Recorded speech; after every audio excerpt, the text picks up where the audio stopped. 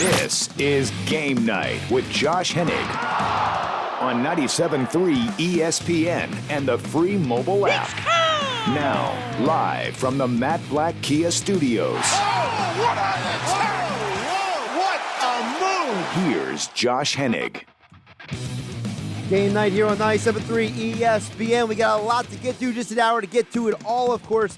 The text board is open for you to react at 609-403-0973 on the PlaySugarHouse.com text board. Sixers unload the Al Horford contract. Eagles at the halfway point of the week. NBA draft tonight. We got a lot to get to with Dave Weinberg for a Weinberg Wednesday coming up at 6:15 to get into the Eagles, the Masters, and more. Also at 6:40 tonight, Kevin McCormick, our 97.3 ESPN.com Sixers writer. Al Horford gets traded. Sixers actually get something in return for Al Horford, which I think in and of itself is a miracle. And what do the Sixers do in the draft tonight? Already one of those draft assets are off the table. So we got a lot to get to. And again, text board is open, 609-403-0973 on the PlaySugarHouse.com text board. And before I get to anything with anything else, I can't not talk about this Al Horford deal. First of all, bravo to the Sixers. The fact that you got something legitimate in return for Al Horford, I think is incredible. The fact that you got Danny Green and Terrance Ferguson means you got something. I thought you were going to have to do some sort of like crazy draft pick swap or unload half of your draft picks to get rid of Al Horford. Now, the first round pick is lightly protected, according to reports, and it would be 2025. So when you think about it, it's not like you gave up something insane. You didn't give up this year's first-round pick because theoretically you need the next couple of years' first-round picks because of the fact that you're going to have so much money on the salary cap no matter what you do this and next offseason. So as a result, you have to make sure you have that draft pick flexibility to keep yourself not having to just sign free agents all the time. So when you look at Al Horford getting traded, it's a borderline miracle you were able to get him off the books for anything because of the fact of how big his contract is, how ineffective he was in Philadelphia as a whole, and don't forget about the fact that what is Al Horford's role in the NBA anymore? I don't even know what is he really a center? Is he a forward? I don't know. I mean, he has really pigeonholed himself with the style of play that he has into being a guy who can't maybe do as much as you would think otherwise. So when I look at Horford, the fact that you were able to get something, a team, first of all, to take him is congratulations to Daryl Morey and Elton Brand. But second of all, when you look at what you got in return, you actually got real live NBA basketball players in return. In my opinion, Danny Green is not J.J. Redick, but he's certainly better than, let's say, Furkan Korkmaz. I said that purposely for Bros as he walks out the door. I think Danny Green was mismanaged, okay, in Los Angeles. I think that his role, when you go back and watch games, in the games he was asked to do certain things, he was really good in those roles, right? When the Lakers needed him to be a secondary scorer or a primary shooting option, he actually had some very good games. But the majority of the season, the postseason run, he was not asked to do those things. So I don't think it's a coincidence that when you look at somebody like Danny Green, there's people who are going to say, oh, he didn't have a good year last year. Well, he was playing in a system that didn't fit him. When you go back to his couple of years with the year with the Raptors, for example, or the last couple of years with the Spurs, he was a very effective three-point shooter. So I think that his role would be bigger than Ray Allen with the Miami Heat, but lesser than J.J. Redick with the 76ers. Ferguson is a nice athletic perimeter defender, gives you a little extra depth. We know Doc Rivers wants to have the number one defense in the NBA, and Green and Ferguson are both very good perimeter defenders in a league that doesn't have a ton of great perimeter defenders, right? So I think it's a great deal. I think it's a smart deal. I think it's a deal that makes a lot of sense for this organization. So, again, we'll get more into the Al Horford and the Sixers and the NBA draft coming up with Kevin McCormick at 6:40 tonight. PlaySugarHouse.com. Text board is open, 609-403-0973. Don't forget the Sixers have the 21st overall pick in tonight's draft. You can hear the draft right here on 97.3 ESPN. Coverage begins at 7:30 p.m. tonight. The Eagles news seems to constantly squirrel the cycle as well. We got a lot of Eagles to get to with Dave Weinberg coming up at 6:15 for a Weinberg Wednesday. The Eagles injury report came out today, and there's one name on the report that's a little concerning, and you can check out the full injury report right now on 97.3 ESPN.com. I do have a bit of a concern about Fletcher Cox being on the injury report for a second straight week for rest.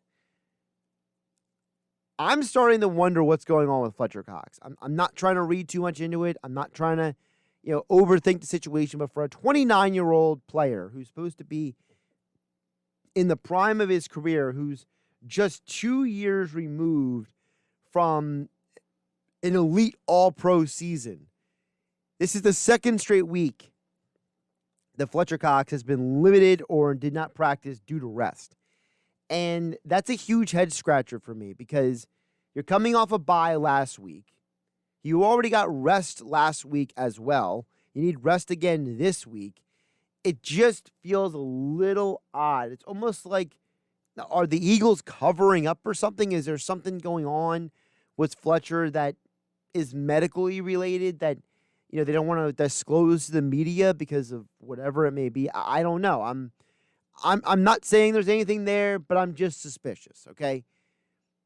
I'm a little suspicious of what's going on with Fletcher Cox. It's not a report there's something going on with him. It's just conjecture. On my part, by the way.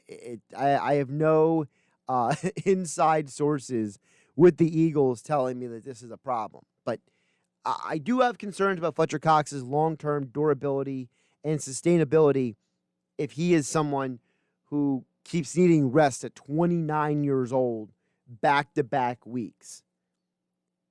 We don't know the details, but I'm just saying, I'm concerned. You can check out the full Eagles injury report right now at 97.3 ESPN.com and the 97.3 ESPN mobile app.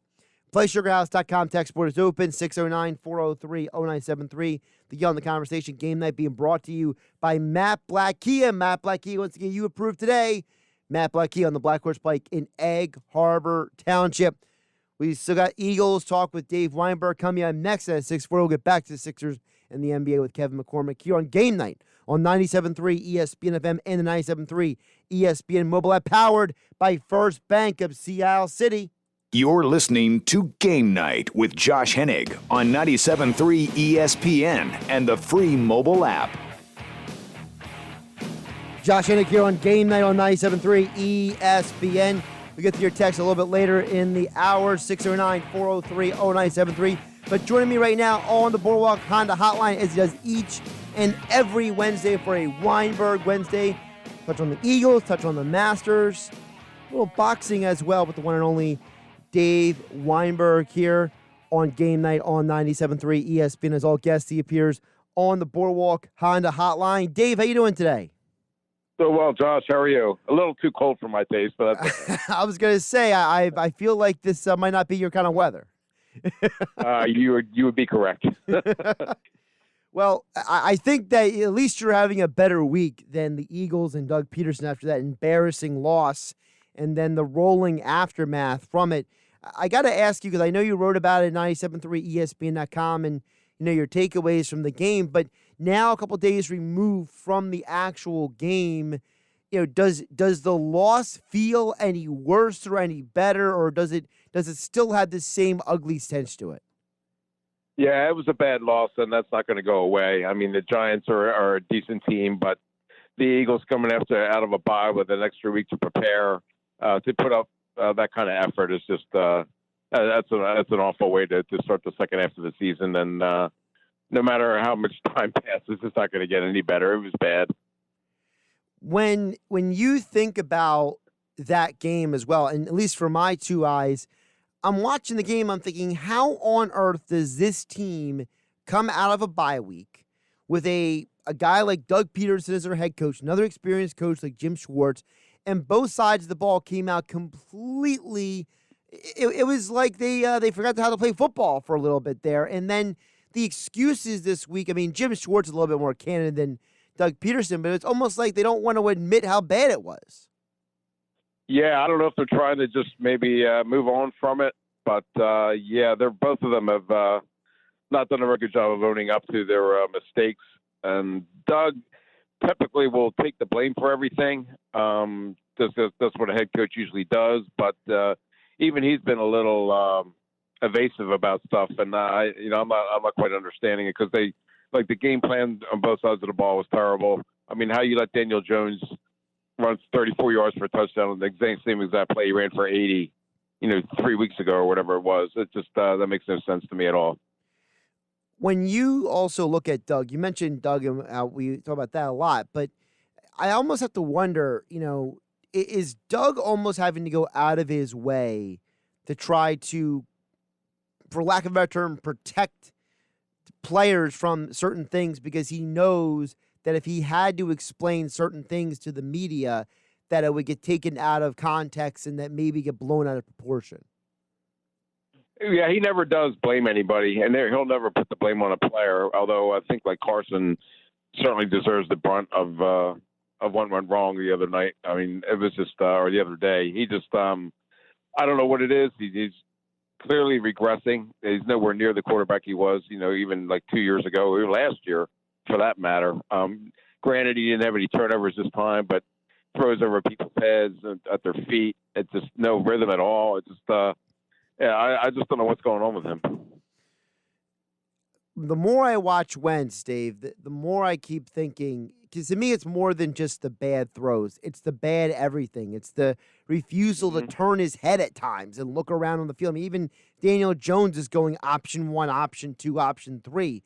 Visibly, Wentz is not even doing that. It's almost like he just it's like he forgot to play football, and I don't understand how that's acceptable and why at any point.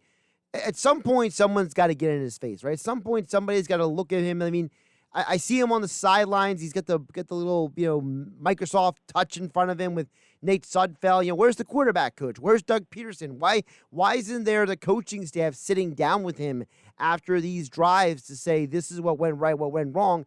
Why is he just hanging out with Sudfeld and Hurts the whole time? Yeah, I don't know. I mean, I guess it'd probably look kind of bad if Doug were to go over there, but I assume that they're talking during the week, reviewing film, talking about what went wrong, what they can do right. But, yeah, it is a bad look, though. I mean, he does have to – someone has to I don't want to say read him the riot act, but they do have to stress the fact that he's got to improve on his mechanics, his decision-making. And it seems like the offense goes as he goes, as is the case with every quarterback. And right now, he's not going very well, and neither is the offense. I know it's not a sexy thing to talk about, but is there something to be said for the fact that Press Taylor is the quarterback coach and passing game coordinator? He's a holdover from the Chip Kelly era. We know that Wentz had his best execution when he had DeFilippo and Reich, who were not Wentz's quote-unquote friends, like Press Taylor has been referred to. Is there something to be said for the fact that maybe a part of the problem with Wentz is the fact that this guy is here and nobody seems to want to get rid of him? That's a possibility, yeah. Because when you look back to the offseason, Peterson was wanted to keep certain guys, and they were let go, but yet Press was not. So, yeah, there's got to be some sort of there's an odd relationship there. And when you're a football coach in the NFL, you can't be friends with anybody. That's just the way it is. If you're a head coach, naturally you're going to have a closer relationship with the guys that you drafted personally. And Doug did draft Wentz, but at the same time, Doug is he's a coach first, and then a friend second or third. Even he knows that you have to you have to be able to keep a certain distance, and you have to be able to, so when it comes time to make those tough decisions, you can't let friendship or any kind of relationship get in the way. And maybe that's the case with Press. I don't know. Dave Weinberg joining me here on the Boardwalk on a hotline on 97.3 ESPN. Make sure you follow him on Twitter at Dave Weinberg19. Check out all of his columns over at 97.3ESPN.com. Dave, one more specifically on the offensive side of the ball. Sure. When you look at the offense, and I see, okay, Zach Ertz, he's back at practice this week. Sayamalu's supposed to come back at some point, but it almost feels like window dressing to me. How much of the offense is really the personnel versus the quarterback and play caller are obviously not on the same page, because I feel like every time I'm watching this team, Wentz is saying kill, kill, kill with the sign of his hands across his chest. He's opting out of almost everything that's the first option, the first play called in. I know that there's 2 plays called in a lot of times for these situations, but it seems like Wentz is constantly making changes at the line, and I almost have to wonder, is the play that he's opting to or switching to or making the adjustment really the right decision? Doesn't seem to be, does it? No, it doesn't at all. Yeah, I mean, I don't understand why they don't run the ball more. I know that's always that's a common theme, with them, and then probably with almost every team. But it seemed like Miles Sanders was running pretty well. Boston Scott, same thing. Corey Clemens scored a touchdown. I don't know why, just because you get behind by, like, say, I don't know, 10 points or whatever, I don't know why you have to automatically abandon it, which they seem to do. That would have made more sense. I don't know who called that 2-point conversion play, but that was just a complete disaster. For A, they never should have went for it, and B, that to pick that play and wind up getting sacked was just made even worse. But yeah, there's clearly a disconnect between Doug as the play caller and Carson as the executor. I mean, it's just I don't know why they're not on the same page. It doesn't seem like it's going to get any better either, though. A quick one on the defense I want to ask you, and I'm not trying to be hypercritical of anyone specifically, but watching that Giants game, I think only amplifies the fact that there was a mismanagement somewhere this offseason. I don't know exactly who that falls on. I don't know if that's a Howie Roseman or an Andy Weidel doing a bad job of scouting or whatever it is, but somebody somewhere handed Jim Schwartz a bill of goods and told him that these linebackers and some of these guys are way better than they really are, Dave. Yeah, I mean, they never have placed a huge emphasis on linebackers, but you're right. And what I don't get is they drafted 2, I think, right? Sean Bradley and Davion Taylor. That's correct, those guys get on the field. I don't understand why. I mean, T.J. Edwards had a pretty decent year last year. He seems to have regressed a bit. Nate Gary just is an NFL player, even though I don't think he played on Sunday, but still, he's not the answer either, clearly. So, I guess there were some personal issues with Nigel Bradham. That's why you let him go. I don't know, but he seemed like a pretty good player. I thought Kamu Grugier-Hill was a decent player. I mean, there's certainly an upgrade over what they've got now. So, yeah, they never have, like I said, they never placed much of an emphasis on linebacker, and they're paying the price for that now. Yeah, Camus, I never understood why he walked. I kind of understand Nigel only because of the fact that he lasted for 5 seconds in New Orleans, and they cut him too. So obviously it wasn't just the Eagles who didn't have time for him. So, maybe there is something. Maybe there's something to that. But it just feels like when it comes to the linebacker, like Jordan Hicks was here. Now he's in Arizona.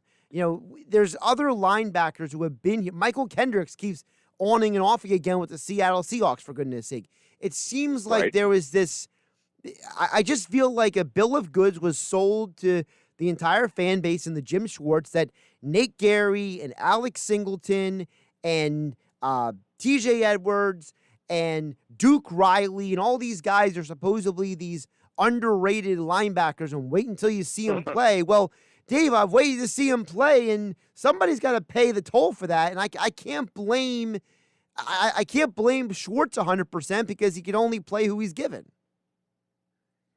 That's true, but I imagine he has some influence over who they keep and who they let go. I mean, not a whole lot. I mean, I'm sure it's ultimately a dollars and cents thing, but I think he probably has some sway over, the guys he really wants to keep. And evidently, he's always been very complimentary of Nate Gary and T.J. Edwards and Alex Singleton, whoever you want to throw out there. Duke Riley, same thing. And I don't know why. I mean, like you said, they had these other guys who I think Kendricks was going to leave either way because they just didn't want to give him the money that he was looking for. Plus, he had some off-field issues that he was dealing with, might still be dealing with. I don't know. Jordan Hicks was hurt all the time, so it's kind of surprising to see him excelling in Arizona. But credit to him, he's been able to stay healthy relatively and has made the most of it. And I don't know. Like I said, they drafted two guys. I don't know why they don't give them a shot. Let's flip over to something a little bit less depressing, and that is the Masters. And the Masters, I thought was what's that? Considerably less depressing, yes. Right. So, my two biggest takeaways from the Masters, and I'm not the golfing expertise that you have, but from my two eyes, I thought the two biggest takeaways from the Masters was, number one, I thought that whatever network it was on, whether it was ESPN on CBS, they did an incredible job with the product. They did an incredible job with the presentation. Absolutely.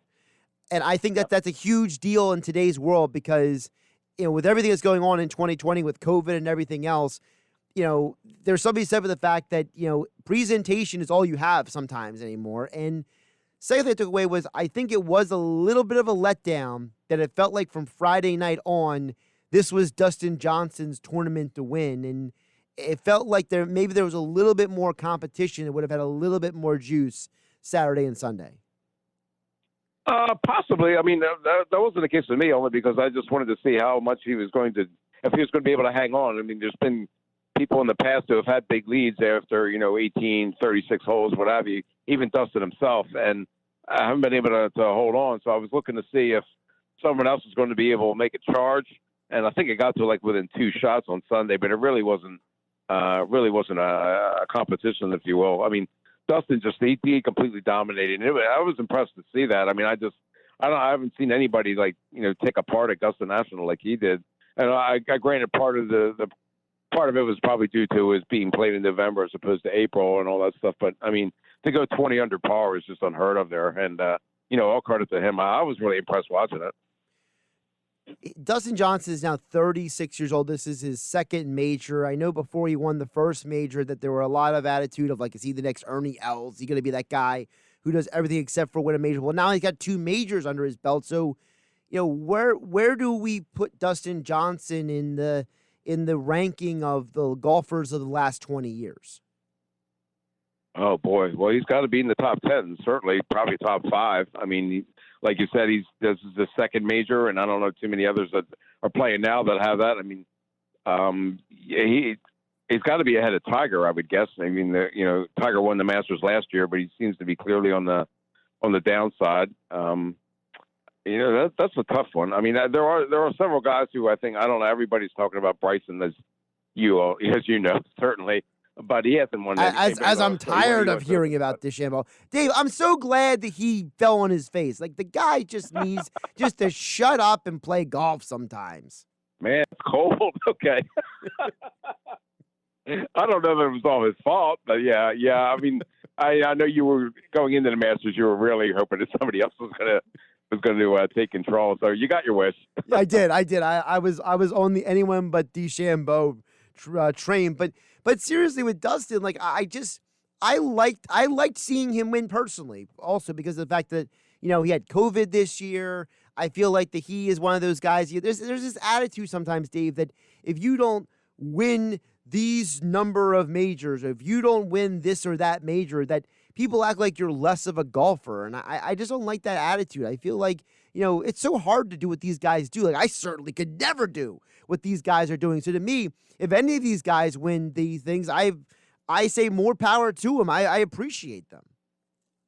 Oh, me too. Absolutely. I mean, it's other than hitting a major league fastball, I mean, just to be on tour as a professional golfer is just an incredible accomplishment. There's only a certain amount of spots there. You got to go through qualifying, and there's guys that are terrific, fantastic golfers that are just not able to break through. And for these guys to not only make the tour, but to win tournaments, that's an incredibly difficult thing to do, both physically and mentally. And I have all the respect in the world for those guys. Dave Weinberg here on Weinberg Wednesday here on GameNight on 97.3 ESPN. Dave, one more thing before we get out of here. I got to ask you about Crawford. Crawford goes in there And, Brooke was talking a big game. I'm the bigger fighter, blah, blah, blah. And then Crawford goes in there and stops him, in a way that I think certainly impressed people who maybe had doubts about him. So I know a lot of people are saying that Crawford is now the pound-for-pound best guy after Lomachenko lost this year. So, where is Crawford now after this win, and what does the future hold for him? Because I think a lot of people are, trying to figure out what's next for him. Yeah, Crawford's an incredible fighter, but I kind of went the way I expected. Brooke put up a pretty good fight for the first couple rounds, but he's not anywhere near his peak anymore. And I thought it'd be a matter of time just before Crawford would take over. He's just too talented to lose to a guy like that. As for the future, unfortunately, the politics of boxing come into play here. What promoter you're with, what network you're with. Everybody wants to see him fight Errol Spence. Danny Garcia would be a great fight. There are some fights out there, but it depends upon Top Rank or PBC getting together and putting aside their differences and, making those fights happen. And that's always the case in boxing. I mean, thankfully this year, there's been some terrific fights, and hopefully it seems like the promoters are doing a pretty good job of cooperating.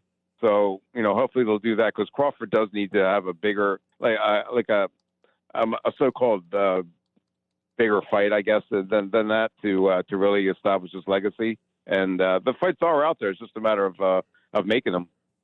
You mentioned legacy, and and listen, you're the Hall of Fame boxing writer. I'm not. So when I ask this question, if it sounds ridiculous, just let me know.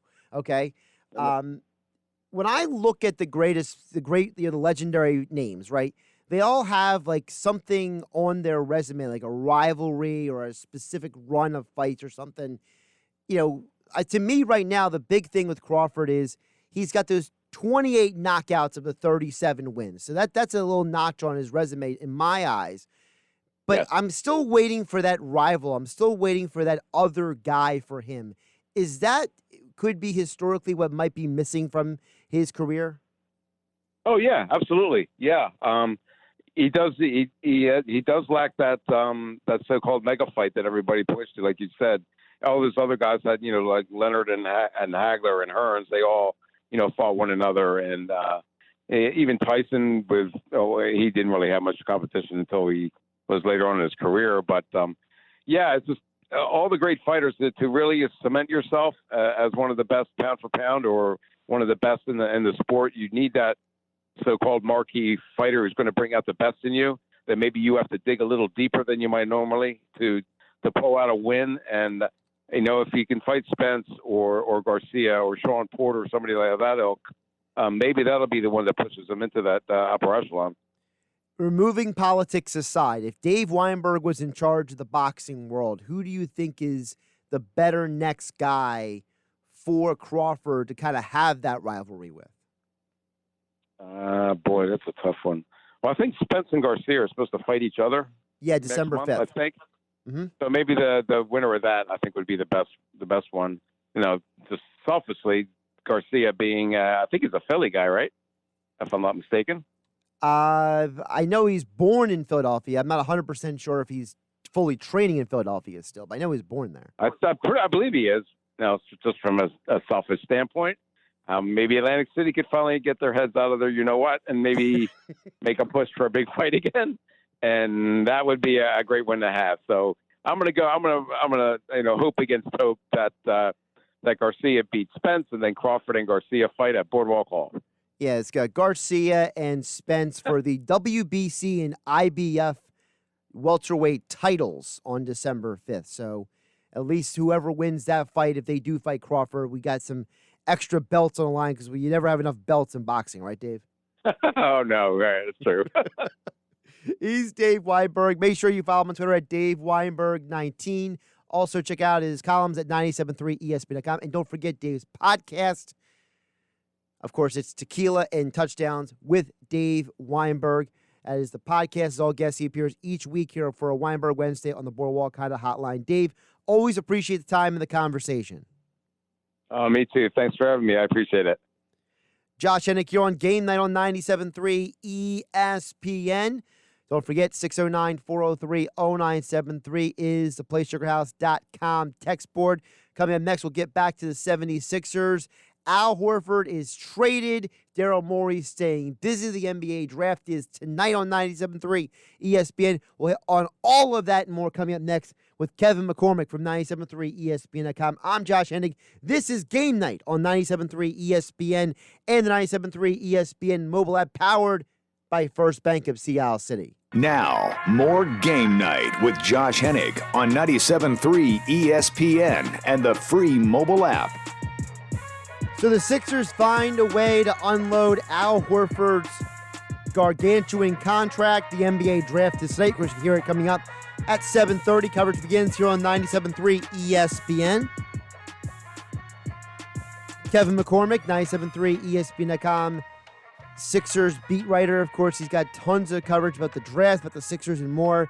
He'll be joining us in just a moment on the Boardwalk kind of hotline. I want to remind you that Game Night is being brought to you by weightliftinghq.com.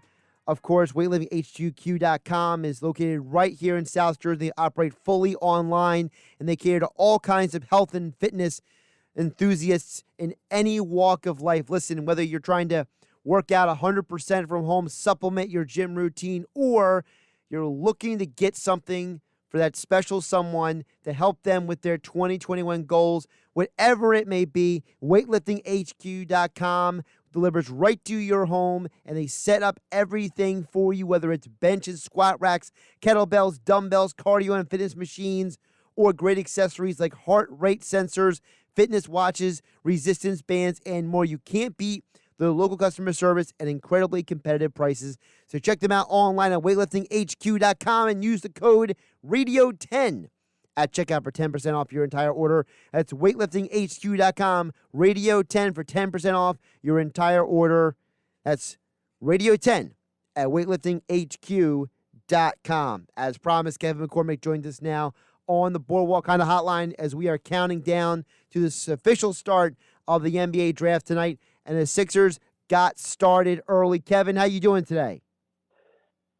I'm feeling great. I mean, I was all in for the draft tonight, and then Daryl Morey decides to finally make a splash as the Sixers president of basketball ops, checking off the biggest checkbox of the offseason checklist and trading Al Horford. So, I mean, things are stirring.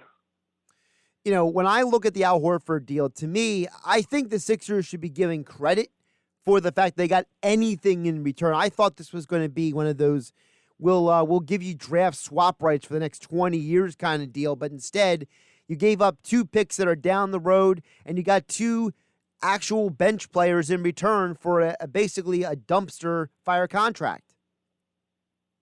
Yeah, I mean, you could arguably make the case that Danny Green could start for the Sixers next year. I mean, obviously, we said it all last season that floor spacing and three shooting was something that the Sixers lacked last year. And now you're bringing in a veteran like Danny Green, who is primarily based off the catch shooting from deep, shot about 37%. So, I mean, there's a real case that he could be a starter, and he's bringing that championship pedigree with him. So, I mean, props to Daryl Morey for pulling off this move. Yeah, people forget that, Danny Green's greatest value isn't just him shooting. It's the fact that he has been on 3 different teams. He's won 3 different rings. I don't think you can measure that in a stat column, because that means the guy's coming here and he's bringing pedigree with him. Exactly. And think about it. I mean, look at the statistics that J.J. Redick put up while he was here. He had some of his best scoring seasons as a member of the Sixers. And now you're bringing in Danny Green, who can shoot, maybe not to the caliber of J.J. Redick, but can shoot just as well. I would say he's in that same kind of tier of shooter as Redick, but is also bringing, defensive versatility. So while Redick was here and there was the defensive liability with him of having to hide him, now you're bringing in a guy like Danny Green who can shoot just as well and also hold his own defensively. So I think it's a big bonus to holding on to the defensive mantra that the Sixers started to build last year. Now, speaking of that defensive mantra, we know that Green and Ferguson are guys who are good perimeter defenders. We know that Doc Rivers, his goal is to have the number 1 defense in the league. So the combination of trading Horford and what they do tonight, what do you think that Sixers defense could look like next year? I think it could be a lot stronger on the perimeter, which is a big bonus because we saw in the playoffs last season that perimeter defense, hurt the Sixers. Obviously, they didn't have Ben Simmons, but having as many wings in today's game is never a bad thing. So hopefully we see a stronger defensive front on the outside, along with having the top-level rim protection that you have with Joel Embiid as well. Kevin, how does the Horford trade impact the draft tonight? I think it's interesting. I think with the pick 21 still being in play, maybe you see another deal happen with the assets that they still have. I think it could change the draft strategy of maybe you chase a center with one of those second-round picks while previously you most likely wouldn't have. But I think it opens up a lot of avenues now, mainly from a cap space standpoint, now from the long-term impact of getting off the Horford deal, but also maybe it shapes up what they're thinking in the war room in that second round. Kevin McCormick joining me here on the Boardwalk on the hotline. You can follow him on Twitter at KevinMC973 for all your Sixers and NBA coverage. Of course, the NBA draft tonight. Both can hear all the coverage starting at 7:30 on 97.3 ESPN and catch all of Kevin's coverage over at 97.3ESPN.com and the 97.3 ESPN mobile app. Now, you mentioned the draft tonight. I know you've written about a lot of different guys. I know that, there's a lot of different ways this draft can go. A lot of people believe, people who know a lot more about the draft than me, yourself included, feel like this is a deep draft. So, how many different ways in your mind do you think are legitimately options for the Sixers to go with tonight? Because we know that Daryl Morey has a history of making trades, multiple trades on draft night. So I don't think this will be the last thing we hear from Daryl Morey tonight. Yeah, I would be shocked if Daryl Morey caps off his night with just the Al Horford deal. But in terms of avenues that could happen tonight, I would say there's multiple. I mean, there's the chance that they do pick at 21. There's the chance that they flip it. What you do with those second-round picks. Maybe he tries to move up into the first, and they try and pick twice at the end of the first round. There's multiple avenues, and there's multiple avenues they could go with pick 21 as well, just because mock drafts have been all over the place with, lack of college tournaments and March Madness and all this time off. So really the possibilities are endless with this draft. It's basically, I think, just be one of those kind of watch the dominoes as they fall and react from that. For those who haven't, been able to track everything, we know about the guys at the top of the draft, but who are certain players who you think make the most sense for the Sixers at 21? One guy that stands out is Desmond Bane out of TCU. I mean, he's a 4-year combo guard. He has great size. He'll be able to defend both guard positions at the NBA level. Smooth shot from deep, shot over 40% on a high volume of attempts. He's arguably your best fit in terms of getting your guy that checks the most boxes and will do what you need coming in. But then there's also more of a flashier pick in Cole Anthony out of North Carolina. I would say his fit might not be as perfect as maybe a Bane might be, but heading into this past college season, he was projected to be a top 5 pick. And it's not every day that a player with that kind of ceiling falls to you at pick 21. So if he's there, I think he's a very hard guy to pass up on. I know that locally a lot of people would like to see Bay from Villanova end up in a Sixers uniform, especially after Bridges was supposed to be here and they traded him. Is Bay a possibility for the Sixers? I think it's a long shot. Most mock drafts, he's gone mid to late lottery. I think there's a tiny chance, but realistically, I would sadly say that I don't think he will be available when the Sixers pick at 21. What do you feel about Tyrell Terry? I'm indifferent about Tyrell Terry. A lot of people are very high on Terry and what he can bring. I think he would be a solid pick, but realistically, looking at his size and his play style, I don't think his game is going to translate as fast to the NBA as others might seem. I think day one he'll be a nice guy who could come on and off the ball at times and be your, sneaky shooter to come around screens and dribble handoffs and stuff like that. So I would say he would be a solid pick depending on how the picks in front of the Sixers go tonight. but I think there's better avenues to pursue. Kevin McCormick here on Game Night on 97.3 ESPN. Again, follow him on Twitter at KevinMC973 for all your Sixers coverage. Of course, the NBA draft tonight on 97.3 ESPN. Kevin, one more for you before I let you go. So after the draft tonight, we know free agency is right around the corner, literally. We're not waiting a week or two. We know it's literally this weekend. So now that Al Horford isn't here, we know they have a little bit more flexibility with the salary cap, not just this year, but in years to come. So what other moves do you think are possibilities for the Sixers post-draft? I would say you still want to go and find. I would say, obviously you still want to add more shooting. You can never have enough shooting, especially with corner pieces like Ben Simmons and Joel Embiid. But other than that, you're going to need to go into the center market, maybe try and bring Kyle O'Quinn back for the vet minimum again, just so you have that backup center spot solidified. And then other than that, you need to go and find your backup point guard / who's going to be your bench scorer moving forward, because with the departure of Alec Burks, you're going to lose that, kind of scoring ignition that they had in the bubble and the playoffs last year with them. Again, follow Kevin on Twitter at KevinMC973 and check out all of his work at 97.3 ESPN.com. Don't forget the 97.3 ESPN mobile app. It should be a busy night in the NBA, and the Sixers are going to at least have a few picks tonight. So you want to keep it tuned to Kevin and 97.3 ESPN.com. Kevin, great stuff, and we'll talk soon. No problem, Josh. Take care. Josh Hennig here on Game Night on 97.3 ESPN. I promise we would get to the text board before we got out of here at 609-403-0973, 609-403-0973. Dan in EHT chimes in and says, it looks like Daryl Morey is fixing Elton Brand's mistakes.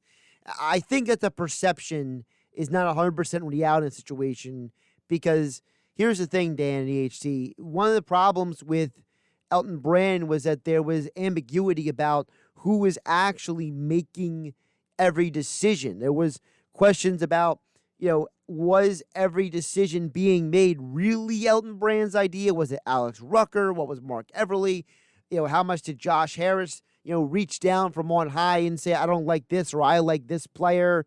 So the hiring of Daryl Morey was, to me, less about fixing Elton Brand's mistakes than it was about bringing some final clarity about who the real decision makers in the Sixers front office. Because now you have a defined hierarchy of Elton. So you have Elton Brand, the GM. Above him is Daryl Morey, the president of basketball operations. And below both of them is Doc Rivers. There's no more wonkiness about, who's doing what, who's in charge of what. Is somebody influencing somebody else? No, it's Morey is the decision maker. Elton Brand is like the facilitator, and then Doc Rivers is the guy who coaches what he's been given by those two men. So I think that Elton Brand did the best that he could in the situation, never being an executive before, and now he finally has someone above him who is a basketball person.